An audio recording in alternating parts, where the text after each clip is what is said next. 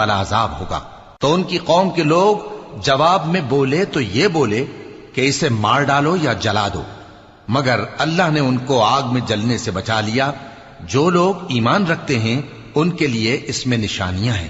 اور ابراہیم نے کہا کہ تم جو اللہ کو چھوڑ کر بتوں کو لے بیٹھے ہو تو دنیا کی زندگی میں باہم دوستی کے لیے، مگر پھر قیامت کے دن ایک دوسرے کی دوستی سے انکار کر دو گے اور ایک دوسرے پر لعنت بھیجو گے، اور تمہارا ٹھکانہ دوزخ ہوگا اور کوئی تمہارا مددگار نہ ہوگا۔ پس ان پر ایک لوط ایمان لائے، اور ابراہیم کہنے لگے کہ میں اپنے پروردگار کی طرف ہجرت کرنے والا ہوں، بے شک وہ غالب ہے، حکمت والا ہے۔ اور ہم نے ان کو اسحاق اور یعقوب بخشے، اور انہی کی اولاد میں پیغمبری اور کتاب رکھ دی، اور ان کو دنیا میں بھی ان کا صلہ عنایت کیا، اور وہ آخرت میں بھی نیک لوگوں میں ہوں گے۔